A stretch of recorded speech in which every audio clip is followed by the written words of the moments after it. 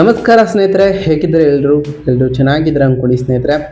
ಎಲ್ರಿಗೂ media update ಚಾನಲಿನ ಮತ್ತೊಂದು ವಿಡಿಯೋಗೆ ತಮಗೆಲ್ರಿಗೂ ಸ್ವಾಗತ ಸುಸ್ವಾಗತ.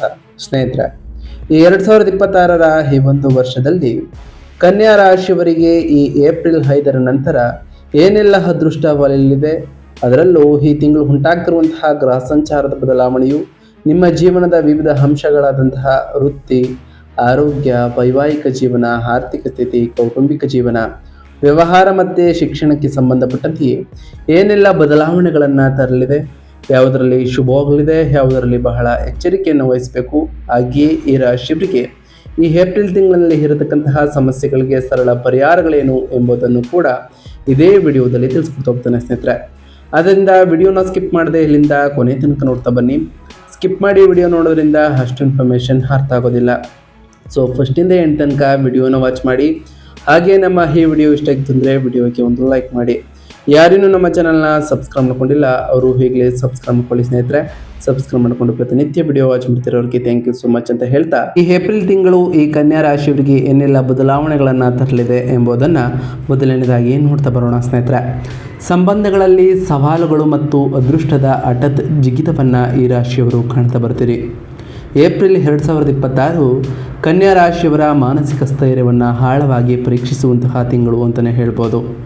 ನಿಮ್ಮ ಸಂಪೂರ್ಣವಾದಂತಹ ಗಮನವು ಇತರರೊಂದಿಗೆ ನಿಮ್ಮ ಸಂಬಂಧಗಳ ಕಡೆಗೆ ಎಳೆಯಲ್ಪಡ್ತಾ ಹೋಗ್ತದೆ. ಅಂದರೆ ನಿಮ್ಮ ಪಾಲುದಾರರು, ಸಂಗಾತಿ, ಗ್ರಾಹಕರ ವಿಷಯದಲ್ಲಿ ಎಳೆಯಲ್ಪಡಲಿದೆ ಅಂತಲೇ ಹೇಳ್ಬೋದು.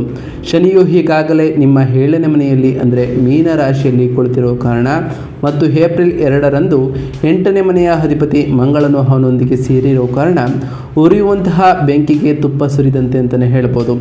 ನಿಮ್ಮ ಲಗ್ನದ ಅಧಿಪತಿ ಬುಧ ಕೂಡ ಏಪ್ರಿಲ್ 11ರಂದು 7ನೇ ಮನೆಗೆ ಚಲಿಸೋ ಕಾರಣ ಸಾಕಷ್ಟು ಬದಲಾವಣೆಗಳನ್ನು ಕಾಣ್ತಾ ಬರ್ತೀರಿ.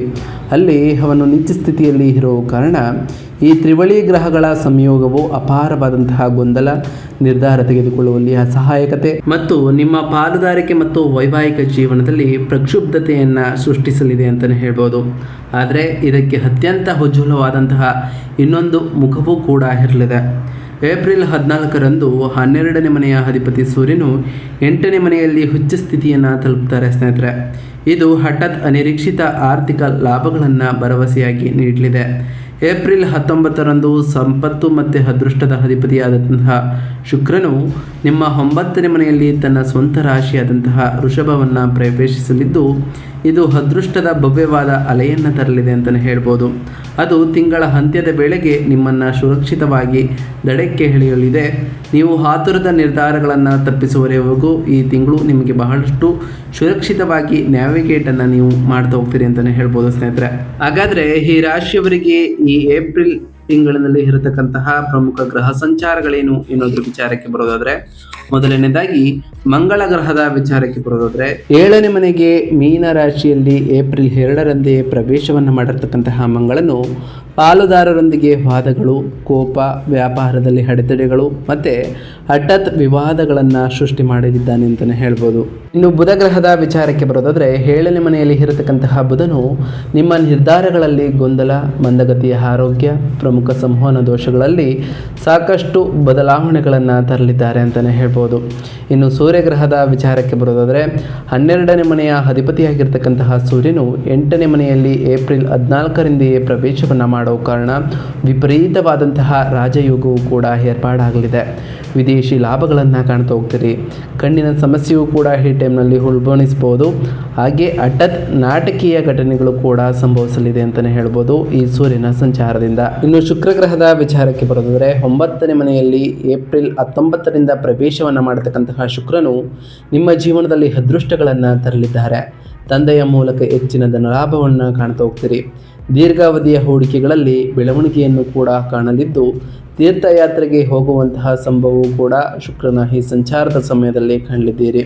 ಇನ್ನು ಗುರುಗ್ರಹದ ವಿಚಾರಕ್ಕೆ ಬರೋದಾದರೆ 10ನೇ ಮನೆಯಲ್ಲಿ ಇರತಕ್ಕಂತಹ ಗುರು ವೃತ್ತಿಯಲ್ಲಿ ಗೌರವ, ಕೆಲಸದ ಕಡೆಗೆ ಸಮರ್ಪಣೆ ಮತ್ತು ಮೇಲಾಧಿಕಾರಿಗಳಿಂದ ಬಲವಾದಂತಹ ಬೆಂಬಲವನ್ನು ನಿಮಗೆ ಕೊಡಲಿದ್ದಾರೆ ಅಂತಲೇ ಹೇಳ್ಬೋದು.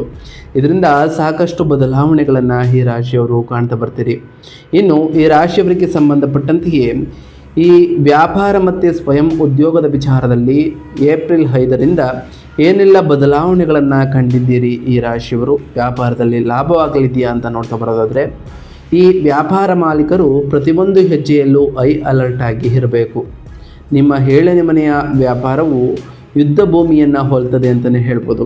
ಶನಿಯು ಈಗಾಗಲೇ ಅಲ್ಲಿಯೇ ಇರೋ ಕಾರಣ, ಅದರೊಂದಿಗೆ 8ನೇ ಮನೆಯ ಅಧಿಪತಿ ಮಂಗಳನು ಮತ್ತು ನೀಚ ಲಗ್ನಾಧಿಪತಿಯಾದಂತಹ ಬುಧನೂ ಕೂಡ ಸೇರಿರೋ ಕಾರಣ ನಿಮ್ಮ ವ್ಯಾಪಾರ ಪಾಲುದಾರಿಕೆಯಿಂದ ತೀವ್ರವಾದಂತಹ ಘರ್ಷಣೆಗಳು, ಸಂಭಾವ್ಯ ಪ್ರತ್ಯೇಕತೆಗಳು ಅಥವಾ ವಂಚನೆಯನ್ನು ಕೂಡ ಈ ರಾಶಿಯವರು ಎದುರಿಸಬಹುದು. ನಂಬಿಕೆಯು ಭಾರಿ ಪೆಟ್ಟನ್ನು ತಿನ್ನಲಿದೆ ಈ ಟೈಮ್ನಲ್ಲಿ. ಏಪ್ರಿಲ್ನ ಮೊದಲ 3 ವಾರಗಳಲ್ಲಿ ಯಾವುದೇ ಹೊಸ ಒಪ್ಪಂದಗಳಿಗೆ ಸಹಿಯನ್ನು ಹಾಕಲಿಕ್ಕೆ ಹೋಗಬೇಡಿ. ಕಾನೂನು ತೊಡಕುಗಳು ಉಂಟಾಗುವಂತಹ ಸಾಧ್ಯತೆ ಹೆಚ್ಚು ಇರೋದರಿಂದ ತೆರಿಗೆಗಳಿಗೆ ಸಂಬಂಧಪಟ್ಟಂತೆಯೇ ಸಂಪೂರ್ಣವಾಗಿ ಪಾರದರ್ಶಕತೆಯಿಂದ ಇರಬೇಕಾಗಿರ್ತದೆ. ಏಪ್ರಿಲ್ 19ರ ನಂತರ 9ನೇ ಮನೆಯ ಅಧಿಪತಿ ಶುಕ್ರನ ಬಲವರ್ಧನೆಯು ಗ್ರಾಹಕರೊಂದಿಗೆ ವ್ಯವಹರಿಸುವಲ್ಲಿ ಸಕಾರಾತ್ಮಕವಾದಂತಹ ವೇಗವನ್ನು ನಿಮಗೆ ತರಲಿದೆ ಅಂತಲೇ ಹೇಳ್ಬೋದು. ಆನ್ಲೈನ್ ವ್ಯವಹಾರಗಳು ಮತ್ತು ವಿದೇಶಿ ವ್ಯಾಪಾರಗಳು ಕೂಡ ಸಾಕಷ್ಟು ಉತ್ತಮವಾದಂತಹ ಧನಲಾಭಗಳನ್ನು ನಿಮಗೆ ನೀಡಲಿದೆ ಅಂತಲೇ ಹೇಳ್ಬೋದು. ಇನ್ನು ಹಣಕಾಸು ಮತ್ತು ಸಂಪತ್ತಿನ ವಿಚಾರಕ್ಕೆ ಬರೋದಾದರೆ, ಈ ಏಪ್ರಿಲ್ ತಿಂಗಳು ಅತ್ಯಂತ ವಿಲಕ್ಷಣವಾದಂತಹ ಆದರೆ ಲಾಭದಾಯಕವಾದಂತಹ ಅನುಭವವನ್ನು ಕೂಡ ನೀಡಲಿದೆ ಅಂತಲೇ ಹೇಳ್ಬೋದು. ಏಪ್ರಿಲ್ 14ರಂದು 12ನೇ ಮನೆಯ ಅಧಿಪತಿ ಸೂರ್ಯನು 8ನೇ ಮನೆಯಲ್ಲಿ ಉಚ್ಚ ಸ್ಥಾನದಲ್ಲಿ ಇರುವ ಕಾರಣ ಇದು ಪ್ರಬಲವಾದಂತಹ ವಿಪರೀತ ರಾಜಯೋಗವನ್ನು ಪ್ರಚೋದಿಸಲಿದೆ. ಇದು ಜ್ಯೋತಿಷ್ಯ ವಿದ್ಯಮಾನದ ಅರ್ಥವೇನೆಂದರೆ, ಬೇರೆಯವರ ನಷ್ಟವು ನಿಮಗೆ ಉತ್ತಮವಾದಂತಹ ಲಾಭಗಳನ್ನು ತಂದುಕೊಡಲಿದೆ. ವಿಮಾ ಪಾವತಿಗಳು ಇರ್ಬೋದು, ಸೆಟಲ್ಮೆಂಟ್ಗಳು ಇರ್ಬೋದು, ಅಥವಾ ಪಿತ್ರಾರ್ಜಿತ ಆಸ್ತಿಗಳ ಮೂಲಕ ಹಠಾತ್ ಆರ್ಥಿಕ ನಿರೀಕ್ಷಿತ ಧನಲಾಭವನ್ನು ಕೂಡ ಈ ರಾಶಿಯವರು ಅನುಭವಿಸಬಹುದಾಗಿದೆ. ಇದಲ್ಲದೆ ನಿಮ್ಮ 2ನೇ ಮನೆಯ ಧನಾಧಿಪತಿ ಮತ್ತು 9ನೇ ಮನೆಯ ಭಾಗ್ಯದ ಅಧಿಪತಿಯಾಗಿರ್ತಕ್ಕಂತಹ ಶುಕ್ರನು ಏಪ್ರಿಲ್ 19ರಂದು ತನ್ನ ಸ್ವಂತ ರಾಶಿಯಾದಂತಹ ವೃಷಭವನ್ನು ಪ್ರವೇಶಿಸಿದ ತಕ್ಷಣ ನಿಮ್ಮ ಎಲ್ಲ ಆರ್ಥಿಕ ಹೋರಾಟಗಳು ಕಣ್ಮರೆಯಾಗಲಿದೆ. ದೀರ್ಘಾವಧಿಯ ಹೂಡಿಕೆಗಳ ಕಡೆಗೆ ಮಾಡಿದಂತಹ ಪ್ರಯತ್ನಗಳು ಅಂತಿಮವಾಗಿ ಈ ರಾಶಿಯವರಿಗೆ ಫಲವನ್ನು ನೀಡ್ತಾ ಬರ್ತವೆ. ನಿಮ್ಮ ಮಾತು ಮನವೊಲಿಸುವ ಮತ್ತು ಮಧುರವಾಗಿರಲಿದೆ. ಆರ್ಥಿಕ ವಿಷಯಗಳನ್ನು ಅತ್ಯಂತ ಜಾಣ್ಮೆ ಮತ್ತು ರಾಜತಾಂತ್ರಿಕತೆಯಿಂದ ನಿಭಾಯಿಸಲು ನಿಮಗೆ ಇದು ಅನುವನ್ನು ಮಾಡಿಕೊಡಲಿದೆ ಅಂತಲೇ ಹೇಳ್ಬೋದು ಸ್ನೇಹಿತರೆ.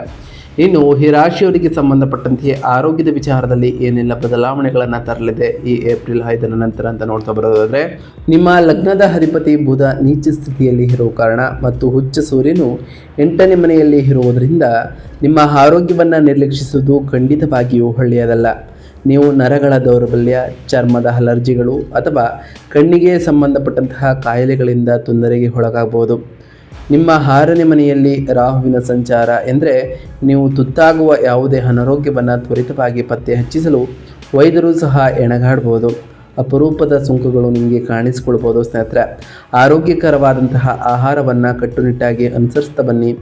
7ನೇ ಮನೆಯಿಂದ ಮಂಗಳ ಮತ್ತು ಶನಿಯ ನೇರ ದೃಷ್ಟಿಯು ನಿಮ್ಮ ಲಗ್ನದ ಮೇಲೆ ಇರೋದರಿಂದ ವಾಹನವನ್ನು ಚಾಲನೆ ಮಾಡುವಾಗ ನೀವು ಆತುರವನ್ನು ಸಂಪೂರ್ಣವಾಗಿ ತಪ್ಪಿಸಬೇಕು. ನಿಮ್ಮ ಮಾನಸಿಕ ಆತಂಕವನ್ನು ಶಮನಗೊಳಿಸಲು ಧ್ಯಾನವನ್ನು ಅಭ್ಯಾಸ ಮಾಡಿಕೊಳ್ಳುವುದು ಈ ರಾಶಿಯವರಿಗೆ ಅತ್ಯಗತ್ಯ ಆಗಿರಲಿದೆ. ಹಾಗೆ ಈ ರಾಶಿಯವರು ನಿಮ್ಮ ದೈನಂದಿನ ಜೀವನದಲ್ಲಿ ವ್ಯಾಯಾಮ ಮತ್ತು ಧ್ಯಾನವನ್ನು ಕಡ್ಡಾಯಗೊಳಿಸಿ. ಇದು ನಿಮ್ಮ ದೈಹಿಕ ಶಕ್ತಿ ಮತ್ತು ಮಾನಸಿಕ ಶಕ್ತಿಯನ್ನು ವೃದ್ಧಿ ಮಾಡಲಿದೆ ಅಂತಲೇ ಹೇಳ್ಬೋದು ಸ್ನೇಹಿತರೆ. ಇನ್ನು ಈ ರಾಶಿಯವರ ಕುಟುಂಬ ಮತ್ತು ವೈಯಕ್ತಿಕ ಜೀವನದ ವಿಚಾರಕ್ಕೆ ಬರೋದಾದರೆ, ಈ ಏಪ್ರಿಲ್ 5ರ ನಂತರ ನಿಮ್ಮ ವೈವಾಹಿಕ ಜೀವನಕ್ಕೆ ಕಟ್ಟುನಿಟ್ಟಾದಂತಹ ಪರೀಕ್ಷೆಯ ಅವಧಿ ಅಂತಲೇ ಹೇಳ್ಬೋದು. ನಿಮ್ಮ 7ನೇ ಮನೆಯಲ್ಲಿ ಮಂಗಳ, ಶನಿ ಮತ್ತು ನೀಚ ಸ್ಥಾನದಲ್ಲಿ ಇರತಕ್ಕಂತಹ ಬುಧನ ಅಸ್ತವ್ಯಸ್ತವಾಗಿರುವಂತಹ ಸಂಯೋಜನೆಯು ನಿಮ್ಮ ಜೀವನ ಸಂಗಾತಿಯೊಂದಿಗೆ ಅಂತ್ಯವಿಲ್ಲದ ವಾದಗಳು ಮತ್ತು ಬೃಹತ್ ಅಲಂಕಾರದ ಘರ್ಷಣೆಗಳಿಗೆ ಕಾರಣವಾಗಬಹುದು. ಅಂದರೆ ಈಗೋ ಕ್ಲ್ಯಾಶಸ್ ನಿಮ್ಮಲ್ಲಿ ಉಂಟಾಗ್ಬೋದು. ನೀವು ನಿರಂತರವಾಗಿ ಪರಸ್ಪರರ ಮಾತುಗಳನ್ನು ತಪ್ಪಾಗಿ ಅರ್ಥೈಸಿಕೊಳ್ತಾ ಹೋಗ್ತೀರಿ. ಸಂಬಂಧವು ಮುರಿಯುವ ಹಂತವನ್ನು ತಲುಪದಂತೆ ತಡೆಯಲು ಮೌನವನ್ನು ಕಾಪಾಡಿಕೊಳ್ಳುವುದು ನಿಮ್ಮ ಅತ್ಯುತ್ತಮ ಏಕೈಕ ಪರಿಹಾರ ಆಗಿರಲಿದೆ. ನಿಮ್ಮ ಸಂಗಾತಿಯ ಆರೋಗ್ಯದ ಕಡೆ ಸಂಬಂಧಪಟ್ಟಂತೆಯೇ ವೈದ್ಯಕೀಯ ವೆಚ್ಚಗಳು ಆಗುವಂತಹ ಚಾನ್ಸಸ್ ಇರೋದರಿಂದ ಸಾಕಷ್ಟು ಬದಲಾವಣೆಗಳನ್ನು ಕೂಡ ಕಾಣಲಿದ್ದೀರಿ. ಏಪ್ರಿಲ್ 19ರ ನಂತರ 9ನೇ ಮನೆಯಲ್ಲಿ ಶುಕ್ರನ ಸಂಚಾರವು ನಿಮ್ಮ ತಂದೆಯಿಂದ ಅಗಾಧವಾದಂತಹ ನೈತಿಕ ಬೆಂಬಲವನ್ನು ಕೂಡ ತರಲಿದ್ದು, ನಿಮ್ಮ ಕುಟುಂಬದೊಂದಿಗೆ ನೀವು ತೀರ್ಥಯಾತ್ರೆ ಅಥವಾ ಆಧ್ಯಾತ್ಮಿಕ ಪ್ರವಾಸವನ್ನು ಯೋಜಿಸುವಂತಹ ಸಾಧ್ಯತೆಯೂ ಕೂಡ ಇರಲಿದೆ. ಅದು ನಿಮ್ಮ ಮನಸ್ಸಿಗೆ ಹೆಚ್ಚು ಅಗತ್ಯವಿರುವ ಶಾಂತಿ ಮತ್ತು ಚಿಕಿತ್ಸೆಯನ್ನು ತರಲಿದೆ ಅಂತಲೇ ಹೇಳ್ಬೋದು ಸ್ನೇಹಿತರೆ. ಇನ್ನು ಈ ರಾಶಿಯವರ ಶಿಕ್ಷಣ ಮತ್ತು ವಿದ್ಯಾರ್ಥಿಗಳ ವಿಚಾರಕ್ಕೆ ಬರೋದಾದರೆ, ಈ ರಾಶಿಯವರಿಗೆ ಈ ಏಪ್ರಿಲ್ 5ರ ನಂತರ ಶಿಕ್ಷಣದ ಕಾರಕನಾದಂತಹ ಬುಧನು ನೀಚ ಸ್ಥಿತಿಯಲ್ಲಿ ಇರುವ ಕಾರಣ ವಿದ್ಯಾರ್ಥಿಗಳಿಗೆ ಏಕಾಗ್ರತೆಯ ತೀವ್ರ ಕೊರತೆಯನ್ನು ಎದುರಿಸಬೇಕಾಗ್ಬೋದು. ಓದಿದ್ದನ್ನು ನೀವು ಮರಿಬಹುದು ಅಥವಾ ಪರೀಕ್ಷೆಯ ಸಮಯದಲ್ಲಿ ಹೆಚ್ಚು ಗೊಂದಲಕ್ಕೆ ಕೂಡ ಈಡಾಗ್ಬೋದು. 9ನೇ ಮನೆಯಲ್ಲಿ ಶುಕ್ರ ಮತ್ತು 10ನೇ ಮನೆಯಲ್ಲಿ ಗುರುವಿನ ಸಂಯೋಜಿತ ಸಕಾರಾತ್ಮಕ ಪ್ರಭಾವಗಳಿಗೆ ಸಾಕಷ್ಟು ಬೆಂಬಲವೂ ಕೂಡ ಸಿಗಲಿದೆ. ಸಂಶೋಧನೆಯನ್ನು ಅನುಸರಿಸಿದಂತಹ ವಿದ್ಯಾರ್ಥಿಗಳು ಅತ್ಯುತ್ತಮವಾದಂತಹ ಮನ್ನಣೆಯನ್ನು ಸಾಧಿಸ್ತಾ ಹೋಗ್ತಾರೆ. ವಿದೇಶಿ ವಿಶ್ವವಿದ್ಯಾಲಯಗಳಲ್ಲಿ ಅತ್ಯುತ್ತಮವಾದ ಅವಕಾಶಗಳನ್ನು ಕೂಡ ಭದ್ರಪಡಿಸ್ಕೊಳ್ತಾ ಹೋಗ್ತೀರಿ ಅಂತಲೇ ಹೇಳ್ಬೋದು. ಈ ರಾಶಿಯವರಿಗೆ ವೃತ್ತಿ ಮತ್ತು ಉದ್ಯೋಗದಲ್ಲಿ ಏನೆಲ್ಲ ಬದಲಾವಣೆಗಳು ಆಗಲಿದೆ ಅಂತ ನೋಡ್ತಾ ಬರೋದಾದರೆ, 10ನೇ ಮನೆಯ ಕರ್ಮಸ್ಥಾನದಲ್ಲಿ ಗುರು ಸಂಚಾರವು ಉದ್ಯೋಗಸ್ಥ ವೃತ್ತಿಪರರಿಗೆ ಹೆಚ್ಚು ಪ್ರಯೋಜನಕಾರಿಯಾಗಿರಲಿದೆ. ನಿಮ್ಮ ಕೆಲಸದ ಸ್ಥಳದಲ್ಲಿ ನಿಮ್ಮ ಮಾರ್ಗದರ್ಶಕರು ಅಥವಾ ಹಿರಿಯರಿಗೆ ಗೌರವಿಸಲಾಗ್ತಾ ಹೋಗ್ತದೆ. ಏಪ್ರಿಲ್ 11ರಂದು ನಿಮ್ಮ 10ನೇ ಮನೆಯ ಅಧಿಪತಿ ಮತ್ತು ಲಗ್ನಾಧಿಪತಿ ಬುಧ 7ನೇ ಮನೆಯಲ್ಲಿ ನೀಚ ಸ್ಥಿತಿಗೆ ಜಾರ್ತಾರೆ. ಈ ಸಮಯದಲ್ಲಿ ನೀವು ತೆಗೆದುಕೊಳ್ಳುವಂತಹ ನಿರ್ಧಾರಗಳು ಸುಲಭವಾಗಿ ತಿರುಗುಬಾಣವಾಗಬಹುದು. ಕಚೇರಿಯಲ್ಲಿ ತೀವ್ರವಾದಂತಹ ಸಂವಹನ ಅಂತರವನ್ನು ಕೂಡ ಉಂಟು ಮಾಡಲಿದೆ. ನಿಮ್ಮ ಸಹೋದ್ಯೋಗಿಗಳಿಗೆ ನೀವು ಹೇಳಲು ಉದ್ದೇಶಿಸಿರುವುದನ್ನು ಅವರು ಸಂಪೂರ್ಣವಾಗಿ ತಪ್ಪಾಗಿ ಅರ್ಥೈಸಿಕೊಳ್ತಾ ಹೋಗ್ತಾರೆ. ಈ ಥರದ ಕೆಲಸದಲ್ಲಿ ಹಸ್ತಕ್ಷೇಪವನ್ನು ಮಾಡಲಿಕ್ಕೆ ಹೋಗಬೇಡಿ.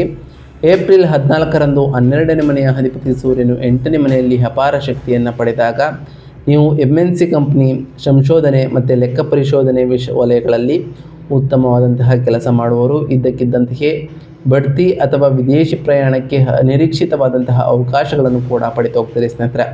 ಒಟ್ಟಾರೆಯಾಗಿ ಈ ಏಪ್ರಿಲ್ 5ರ ನಂತರವೂ ಕೂಡ ಒಂದಿಷ್ಟು ಸಕಾರಾತ್ಮಕ ಬದಲಾವಣೆಗಳನ್ನು ಕಾಣ್ತಾ ಬಂದರೆ ಒಂದಿಷ್ಟು ಎಚ್ಚರಿಕೆಯ ಸೂಚನೆಗಳನ್ನು ಕೂಡ ಕಾಣ್ತಾ ಬರ್ತೀರಿ. ಹಾಗಾದರೆ ಈ ರಾಶಿಯವರು ಮಾಡಬೇಕಾಗಿರುವಂತಹ ಸರಳ ಪರಿಹಾರಗಳೇನು ಅಂತ ನೋಡ್ತಾ ಬರೋದಾದರೆ, ನಿಮ್ಮ ಲಗ್ನದ ಅಧಿಪತಿ ಬುಧನ ನೀಚ ಸ್ಥಿತಿಯನ್ನು ನಿವಾರಿಸಲು ಪ್ರತಿ ಬುಧವಾರದಂದು ಶ್ರೀ ವಿಷ್ಣು ಸಹಸ್ರನಾಮವನ್ನು ಸ್ತೋತ್ರವನ್ನು ಪಠಿಸ್ತಾ ಬನ್ನಿ. ಇದು ನಿಮ್ಮ ನಿರ್ಧಾರ ತೆಗೆದುಕೊಳ್ಳುವಿಕೆಗೆ ಅಪಾರವಾದಂತಹ ಸ್ಪಷ್ಟತೆಯನ್ನು ತರಲಿದೆ.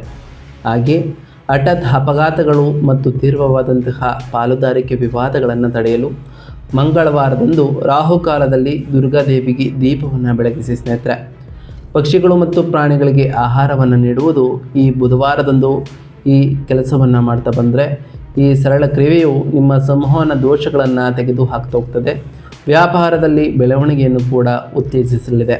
ಪ್ರತಿ ಶುಕ್ರವಾರದಂದು ತಾಯಿ ಜಗನ್ಮಾತೆಯಾದಂತಹ ಲಕ್ಷ್ಮೀದೇವಿಗೆ ಪೂಜೆಯನ್ನು ಸಲ್ಲಿಸಿ, ಲಕ್ಷ್ಮೀದೇವಿಗೆ ಪ್ರಿಯವಾಗಿರುವಂತಹ ಬಿಳಿ ಹೂಗಳನ್ನು ಅರ್ಪಿಸಿ ಪೂಜೆಯನ್ನು ಸಲ್ಲಿಸೋದ್ರಿಂದ ಆ ಲಕ್ಷ್ಮೀದೇವಿಯ ಕೃಪೆಗೂ ಕೂಡ ನೀವು ಪಾತ್ರರಾಗ್ತೀರಿ. ಪ್ರತಿ ಶನಿವಾರದಂದು ಓಂ ಶಂ ಶನೈಶ್ವರಾಯ ನಮಃ ಎಂಬ ಮಂತ್ರವನ್ನು ಜಪಿಸಿ, ಸಾಧ್ಯವಾದರೆ ಶನಿದೇವರ ದೇವಾಲಯಕ್ಕೆ ತೆರಳಿ ಶನಿದೇವರಿಗೆ ಪ್ರಿಯವಾಗಿರುವಂತಹ ಕಪ್ಪು ಎಳ್ಳಿನ ಬತ್ತಿಯನ್ನು ಹಚ್ಚುತ್ತಾ ಬನ್ನಿ.